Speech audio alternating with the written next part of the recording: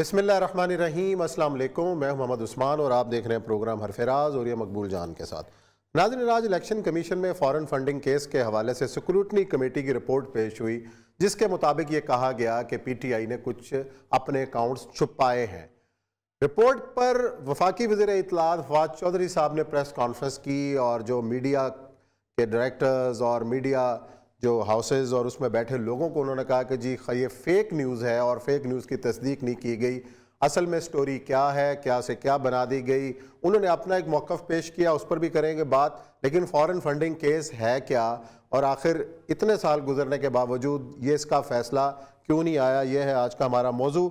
साथ ही एक audio leak होती है मरीम नवाज़ साहिबा की और परवेज़ रशीद साहब जो उस वक़्त वज़ीर इत्तलात थे, उनके दरमियान कॉन्वर्सेशन आज फिर मीडिया का मौजू बनी हुई है और उससे जुड़े एक शख्सियत जो है वो भी आज हमारी मेहमान होगी। जिक्र करेंगे सुप्रीम कोर्ट कराची रजिस्ट्री का, जिसमें तारिक रोड पे जो मस्जिद के हवाले से जो हुक्म था उस पर क्या बातचीत हुई, उसकी पेशरफ्त क्या हुई, अब इस पर मामला है क्या, इसका होगा जिक्र। लेकिन बढ़ते हैं अपने पहले मौजू की जानिब।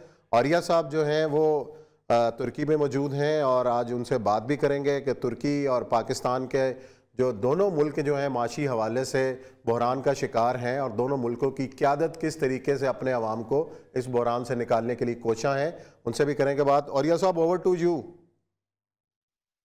देखिए, तो फॉरेन फंडिंग का केस है, मुझे लगता यह है कि PTI ने और बाकी लोगों ने मिलके अपनी बाकी सारी चीजों को डिफ्यूज करने के लिए बनाया हुआ है।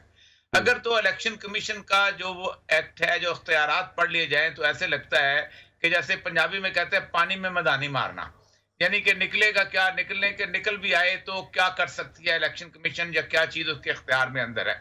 सबसे बात पहली इख्तियार तो ये है कि वो जितना फंड समझेगा कि ये ज्यादा, जैसे उन्होंने कहा है कि 310 मिलियन के करीब, जिस जो रिपोर्ट है इसके अंदर जो सूरत हाल है कि 310 मिलियन छुपाए हैं, तो वो कहेगा जी 310 मिलियन वापस जमा करा दो, ये जब्त करा सकता है।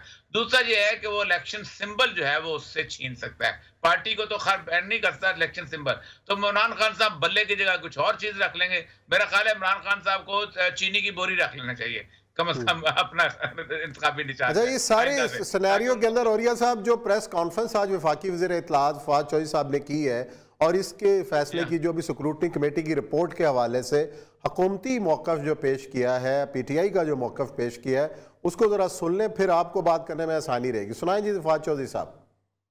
जो अकाउंट्स जो PTI के थे वो 26 है।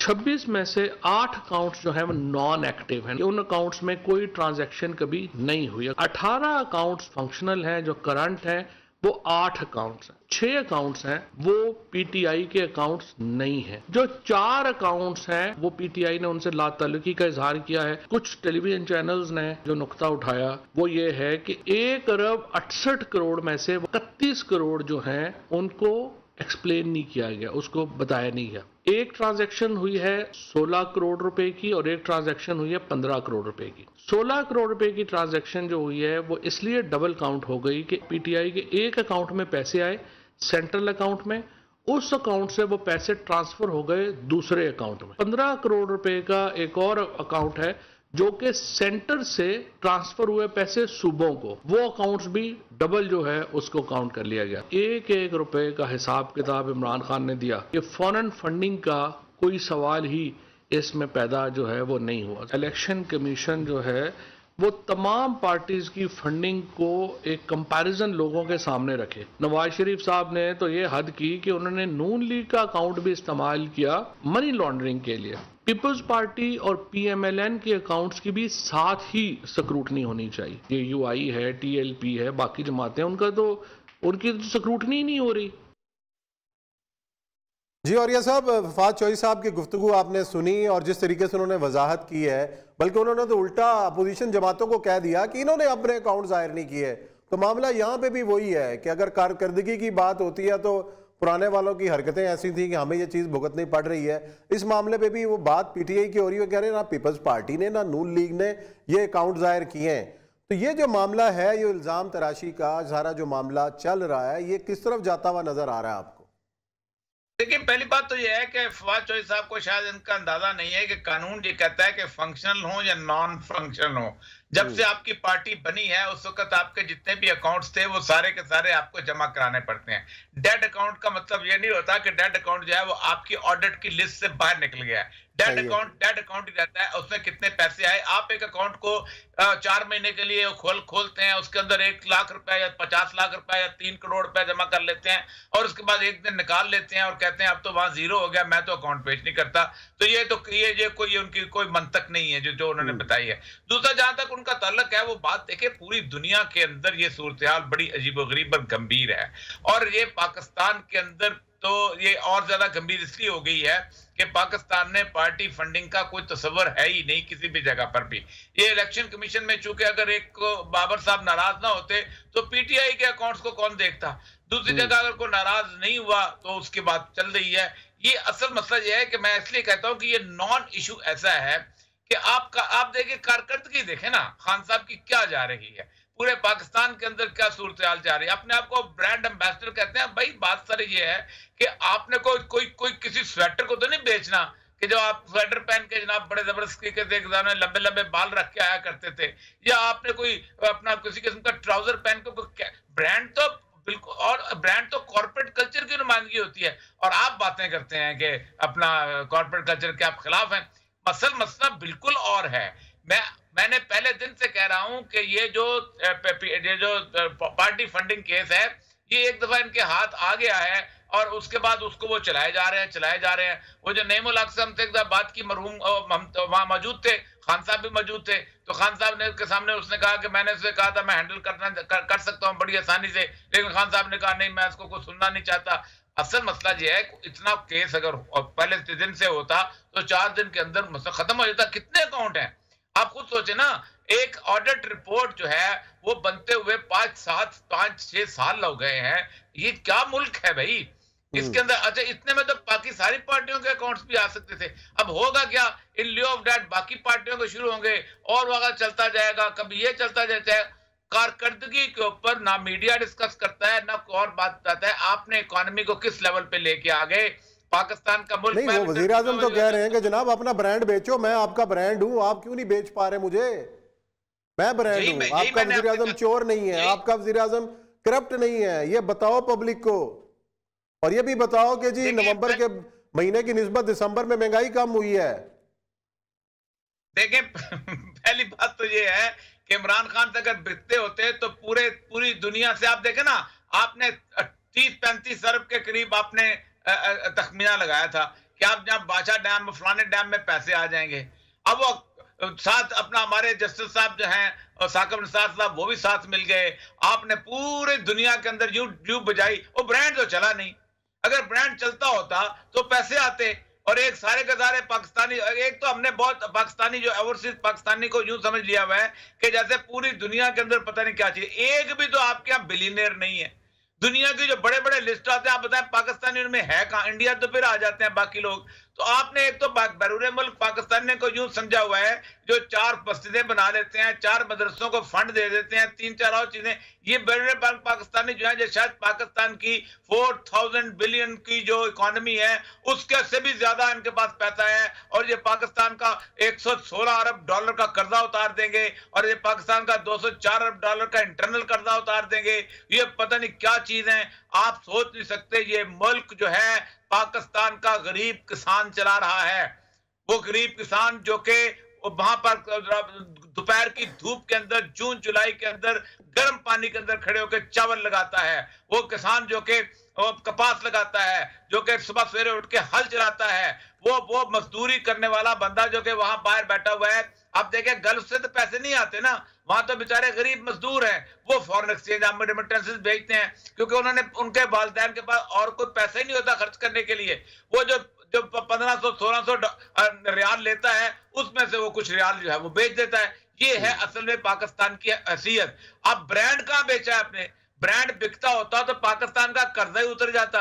अच्छा, नवाज शरीफ साहब ने कर्ज उतारो मुल्क सवारा शुरू की थी, उसका भी लोग कहते हैं पैसा आया ही इतना नहीं है। असल मसला यह है कि हम ब्रांड कहां बेचेंगे भाई? ब्रांड नहीं बिकते होते, मुल्क बिकते होते हैं, कौम बिकती होती है, उनकी प्रोडक्ट बिकती होती है। आपका मसला यह है कि आप तो आपके यहाँ जो इंडस्ट्रियलिस्ट है उसने आज तस्वर ही नहीं किया हुआ किसी का। अब देखें तुर्की की मैं बात आपको बताऊं, हैरान कुन बात है कि Germany, France, Netherlands, Denmark, Finland, Sweden, Canada, Norway, New Zealand, इनके 10 सफीरों ने बैठ के वहां पर कहा कि एक बंदा है जिसका नाम है उस्मान कोवार, इसको रिहा कर दो। अब ये अरबपति है यहाँ का, इसको एर्दोगान साहब ने बंद किया हुआ है। अब एर्दोगान ने कहा है कि तुम कौन होते हो, इसने 2016 की कू के अंदर मेरे साथ शिरकत की थी और इसको हम नहीं कर। वो कहते हैं टेस्ट केस है तुर्की की जुडिशरी का और तुर्की की उसके जमहूरियत का भी। अब आपको बताएं पाकिस्तान के, मैं कभी कभी सोचता हूं पाकिस्तान सजा मिल रही है ना एर्दोगान साहब को, उनकी इकोनॉमी को देख लें कितना बड़ा धचका लगा है, और गुज़िश्ता दिनों जो लीरा है 9 रुपए पे जा पहुंचा, उस बारे में क्या कर रहे हैं एर्दोगान साहब? एर्दोगान ने सारे लोगों को इकट्ठा किया, उसने कहा जो आप चीज खरीदेंगे बाहर से एक्सपोर्ट करेंगे 25% वो लीरा के अंदर आप उसको पेमेंट करेंगे। नंबर 2, अगर आप वहां से कुछ सेल करेंगे तो 25% लीरा में होगी। उसके बाद बाकी 12, हम तो स्टेट बैंक को आजादी दे रहे हैं, स्टेट बैंक को कहा है कि तुम 25% जो है लीरा जो है वो डॉलर जो है मार्केट से खरीदो। इकोनॉमी उन्होंने स्टेबलाइज कर लिया है। देखिए मसला सारा ये है कि असल में 20 अरब 2002 में 36 अरब डॉलर पे थी उसकी एक्सपोर्ट सिर्फ, और एर्दोगान लेके आया है आज 2021 में 225 अरब डॉलर। अच्छा, कितना फर्क है इमरान खान में और एर्दोगान के अंदर।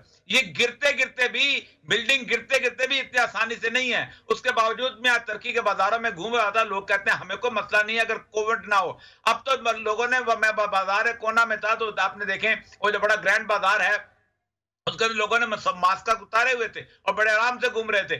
असल में ये गाजी अंतब है, एक बहुत बड़ा सूबा जहां हमारे बहुत अच्छे दोस्त जो हैं वो उनके जो अली जो हैं वो वजीर खारजा वो रहते हैं। 36 वो उसमें आप देखें, अंदाजा करें कि उसकी जो टोटल एक्सपोर्ट थी वो तकरीबन 110 अरब के करीब, 110 अरब डॉलर के खरीद एक सूबे की, और वो 27% इजाफा हुआ है। उनकी प्रोडक्शन चल रही है, बाजार ठीक चल रहे हैं। आपके यहां तो मसला यह है कि आपने सब्सिडी दी तो फैसलाबाद वालों ने माल बनाना शुरू किया।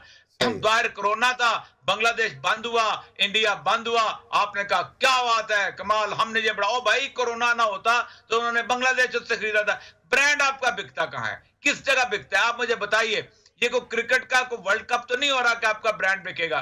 और सबसे बड़ी बात यह है कि ब्रांड बिकते होते हैं कि जब उस वक्त आपकी अपनी पूरी कौम के साथ आपके चलते हैं। असल में मैं कभी कभी, हम उस्मान साहब एक और मजेदार बात बताऊं, जब 2016 में कू हुई थी इसके खिलाफ, वो जो अपना फतेह गुल्ले वाली के स्पोर्ट के बात करते हैं, पाकिस्तान का हर साफी लगा हुआ था, ओ जी फौज के खिलाफ ये कर दिया, ओ जी फौज के खिलाफ ये कर दिया, अवाम उठ खड़े हुए टैंकों के आगे लेट गए, टैंकों। आज पूरी दुनिया पता है क्या कह रही है, पूरी दुनिया कह रही है कि एर्दोगान जो है उसने एक फेक वो की थी और उसके साथ उसने आज का डिक्टेरियल रजीम आ गई है और जालिम बन गया है, जमहूरियत को तबाह बर्बाद कर रहा है। अब ये कहां जाएंगे ये सारे के सारे? अब ये का मसला सारा ये है कि कोई नेचुरल थिंकिंग ही नहीं है। कंपेयर तो करें तुर्की के साथ अपने आप को, आप देखें उनका जो मेट्रो सिस्टम से बिल्टअप हुआ है, इसके साथ उनका सारा जो मेट्रोपॉलिटन शहरी निजाम है। आपके यहाँ तो एक ना नून लीग, ना पीपल पार्टी, ना पीटीआई, आपके यहाँ कोई एक किस्म का बलदियाती निजाम ही नहीं आ सके। आपको इस्तांबुल जैसा शहर मिल जाए, आप अगले दिन गंदगी का ढेर बना देंगे। जब तक वो टर्की की फर्म यहाँ लाहौर में रही है, शहबाज शरीफ के जमाने में लाहौर साफ था। जिस दिन आपने उसको कहा खुदा हाफिज हम खुद चला लेंगे, हम तो बल्कि अदालतों में चले गए। बदकिस्मती ये है कि दोस्त मुल्क की जो कंपनियां हैं वो अदालतों में लड़ाई लड़ रही हैं। बहुत शुक्रिया। और ये सब ब्रेक ले रहा हूँ, ब्रेक के बाद आएंगे तो फिर अगले मौजू की जानिब बढ़ते हैं।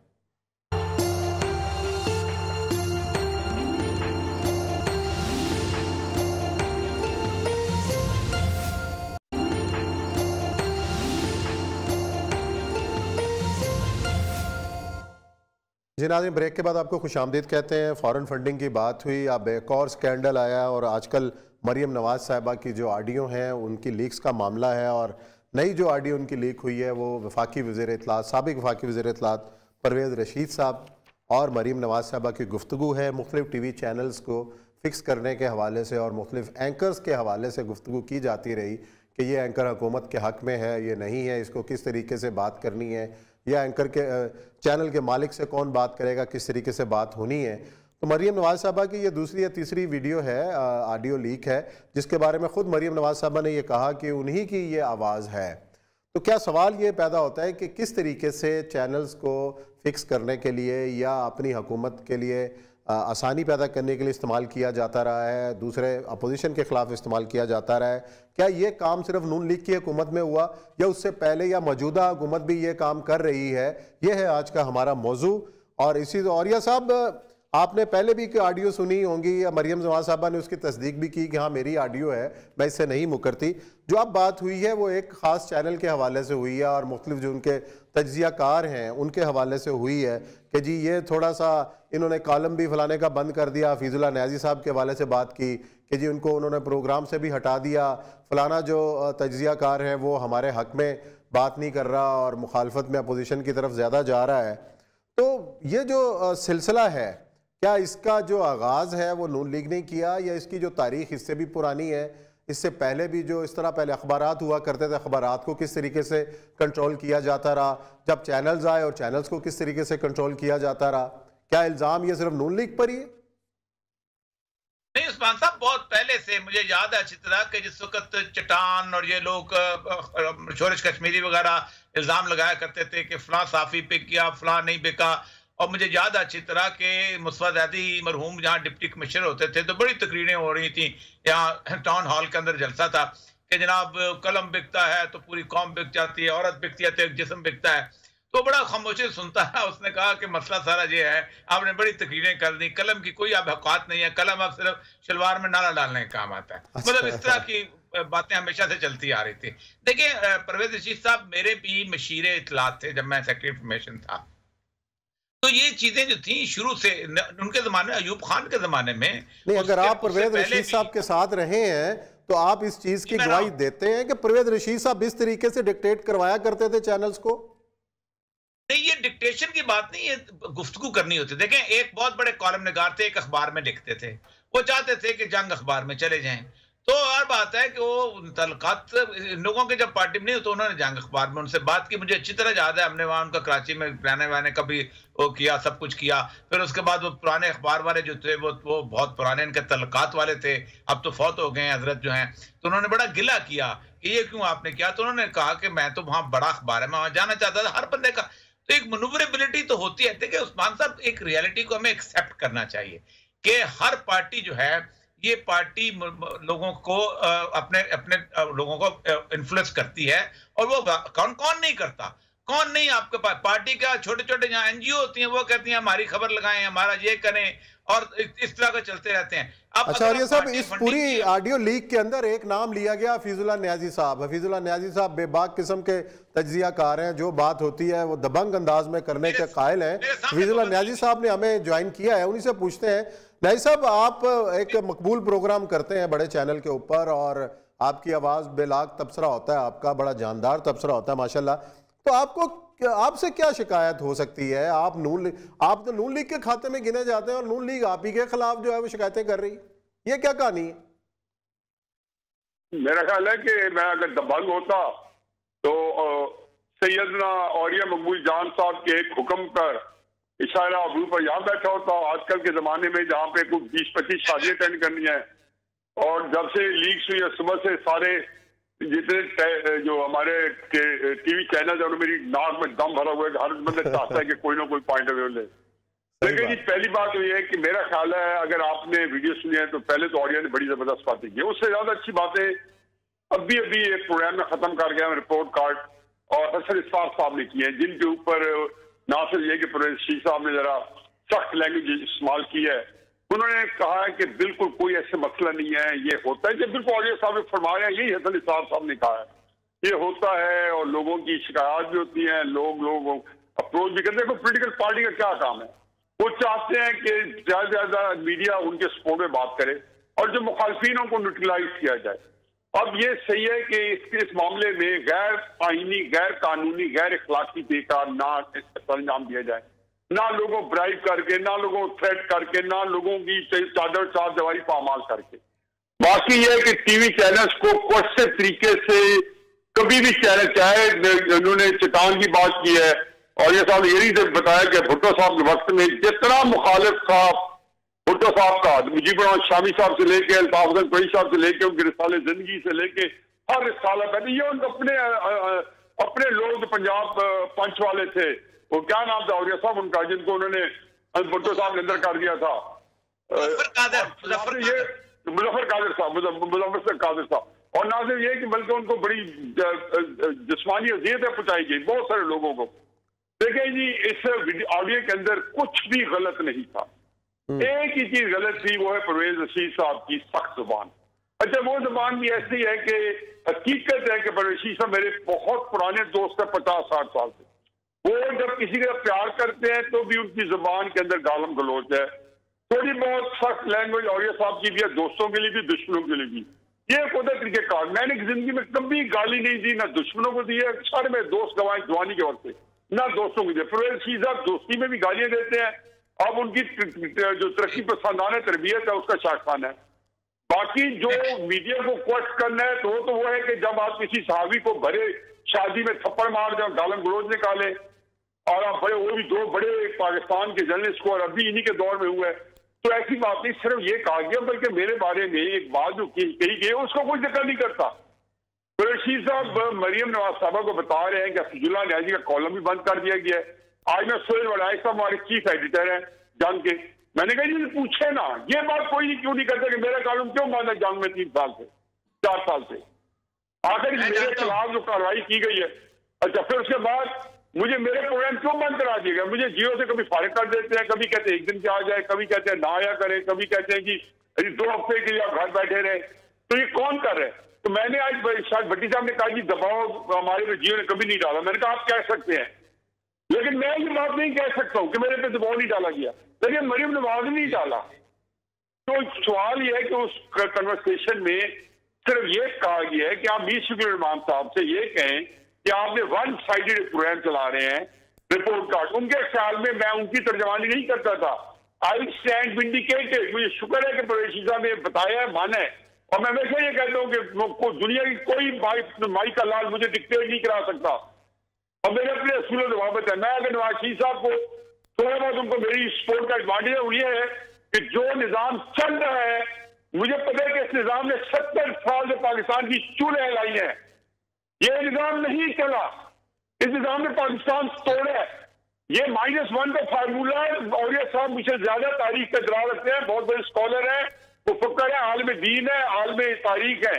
ख्वाजा नाजमुद्दीन से शुरू हुआ था -1, मोहम्मद बोगरा -1। ये कौन इनको ये इख्तियार देता है कि इलेक्टेड लोगों में से ये कहें कि ये आ सकता है, ये नहीं आ सकता, और उसके बाद सियासतदान जो है वो यही कर सकते हैं।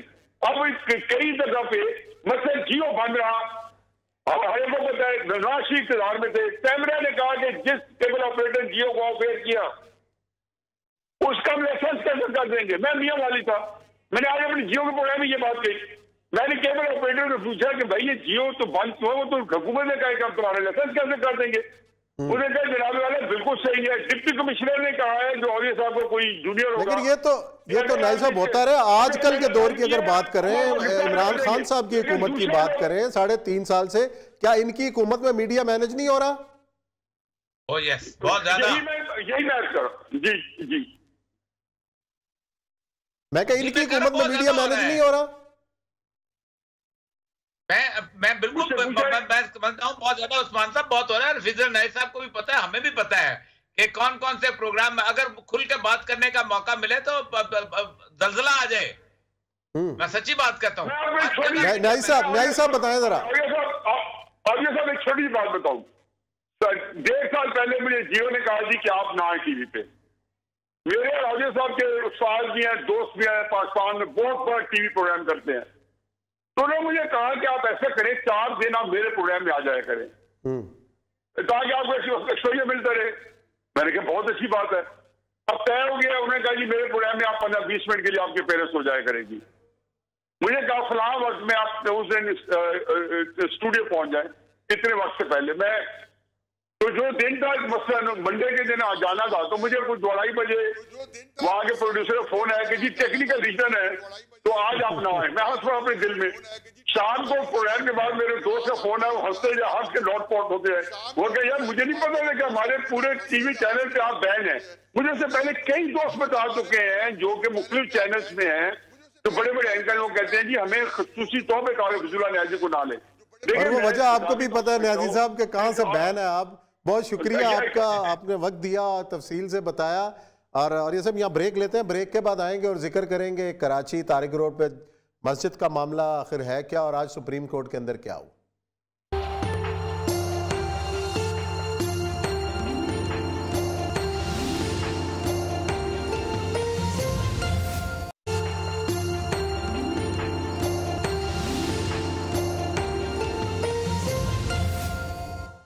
जी नाज़रीन, ब्रेक के बाद आपको खुशामदीद कहते हैं। आज सुप्रीम कोर्ट ने कराची में मदीना मस्जिद को मस्मार करने से मुतालिक जो इस्तदा है वो मुस्तरद कर दी। क्या रिमार्क्स दिए और आज की जो पेशरफ्त हुई है इस मामले पर, जो तनाव जन्म ले रहा है कराची के अंदर, एक मजहबी मामला अख्तियार करता चला जा रहा है। और ये सब ये मामला के हाल क्या है। सुप्रीम कोर्ट ने तो आज इनकार कर दिया कि वो अपना ऑर्डर वापस नहीं लेगी, लेकिन एक बात उन्होंने ये कही कि जब तक मुतबादिल जगह का इंतजाम नहीं हो सकता, ये फैसला तो दिया जा सकता है कि उस वक्त तक मस्जिद को मस्मार ना किया जाए। अटारनी जनरल ने जो दलाइल दिए कि जी मजहबी तनाव जन्म ले रहा है, मसला ख़राब हो सकता है, उसके बाद जो रिमार्क्स दिए जज साहबान ने वो भी बड़े गौर तलब हैं। आखिर इसका हल कैसे निकल सकता है? एक तरफ अदालत है, दूसरी तरफ ये मस्जिद का मामला है, इसका दरमियानी रास्ता को आपको निकलता हुआ नजर आ रहा है? देखिए, पहली बात तो है कि क्या मुतबादल जगह कोई पार्क को नहीं दी जा सकती? क्या मुतबादल जगह जो थी टेस्ला टावर वालों को नहीं दी जा सकती थी? लेकिन मसला तो यह है कि आपने साबित करना होता है ना कि आप बहुत कुछ हैं। देखें, ये करीब में इंडिया है, दिल्ली का केस उठा ले हमारी सुप्रीम कोर्ट, इंटरनेशनल प्रेसिडेंट बनता है। 40-40 मंजिल इमारतें भी उन्होंने गिराई हैं, लेकिन सबसे पहले उन्होंने पूरे दिल्ली शहर का सर्वे किया कि कहां ज्यादा खिलाफ वर्जी हुई, क्या हुआ, फिर तमाम का इकट्ठा केस लिया। इकट्ठा केस लेने के बाद फिर फैसला किया। और फिर इस वक्त दिल्ली जितना साफ है, अब तो बहुत गंदा होना शुरू हो गया। 2007 में जितना साफ था उसकी सोच नहीं सकते थे ट्रैफिक वाइज, लेकिन वो ऊपर की पोल्यूशन तो और उसके रीजन हैं, लेकिन उन्होंने बाकायदा फैसला लिया, उस पर इम्प्लीमेंट किया। आप सोच सकते हैं, को कहते हैं कि सुप्रीम कोर्ट ना होती तो ऐसा नहीं हो सकता। मैं उस वक्त जब गया था तो ताजमहल आगरा जो था उसके इर्द गिर्द उन्होंने 400-450 फैक्ट्रियां गिरा दी थी और तमाम तरह जिससे कहते हैं ना गाड़ियां बंद कर दी थी और ताजमहल बच गया। उन्होंने कहा अगर ताजमहल नहीं बचेगा तो इंडिया तो रेवेन्यू नहीं कमा सकेगा जो उससे टूरिज्म से होता है। मसला सारा ये है कि अगर आपने मुतबादल जगह ही देनी है तो डिफेंस वाले प्लॉट लेते हैं, मुतबादल जगह दे देते हैं, फलां वाले मोड़ देते हैं, मुतबादल जगह दे देते हैं। आप लैंड एक्वायर करते हैं, मुतबादल जगह दे देते हैं। एक गरीब आदमी का घर मुतबादल जगह नहीं मांगता, एक मस्जिद मुतबादल जगह नहीं मांगती। वो भाई फैसला ये क्यों नहीं कर सकते कि मुतबादल जगह पे पार्क बनाओ? नहीं, आपकी तजवीज़ अच्छी है कि पार्क के लिए मुतबादल जगह दे दी जाए। वही मैं कहता हूं, मस्जिद बनी बनाई मस्जिद को गिराने से बेहतर नहीं है कि मुतबादल जगह के लिए पार्क, इससे 4 गुना बड़ा पार्क बना दो। लेकिन एक जो बात जो जज साहबान ने कही है कि इबादत गाह और इकामत गाह में जो है वो फर्क होता है। आप किसी भी जगह पर, सरकारी जगह पे, किसी भी जगह पर कब्जा करके कैसे ये मजहबी बिल्डिंग तामीर कर सकते हैं? इसको भी तो रोक टोक होना चाहिए, गाइडलाइंस होनी चाहिए कि भाई आप किस जगह पर बना रहे हैं। उस्मान साहब, पूरा प्रोग्राम हमने किया था कि यहाँ पर जिस तरह ये मस्जिद बनी नहीं बननी चाहिए थी। हमारे यहाँ मसला पता क्या होता है, हम लोग रोज रात को करोड़ रुपए की सेल करके लेकर निकलते हैं तारिक रोड के लोग, लेकिन ये एक प्लॉट नहीं मस्जिद के लिए खरीद सकते। बदकिस्मती, ये बड़ी तकलीफ दे बात है ना। ये कहते हैं नहीं सरकार का प्लॉट है, इधर ही मस्जिद बनाओ, यही मसला है सारा। चलो जी, और ये सब प्रोग्राम का जहाँ वक्त ख़त्म होता है, कल फिर इंशाल्लाह आपको ज़हमत देंगे, तुर्की से किसी अच्छी लोकेशन पे जाइएगा, ज़रा लोगों को भी दिखाइएगा कि आप कहाँ पर सैर कर रहे हैं और कहाँ पर मौजूद हैं इस्तांबुल के अंदर। कल फिर मिलते हैं इंशाल्लाह नए मौज़ूआत के साथ। अपना बहुत ख्याल रखिएगा। अल्लाह हाफ़िज़।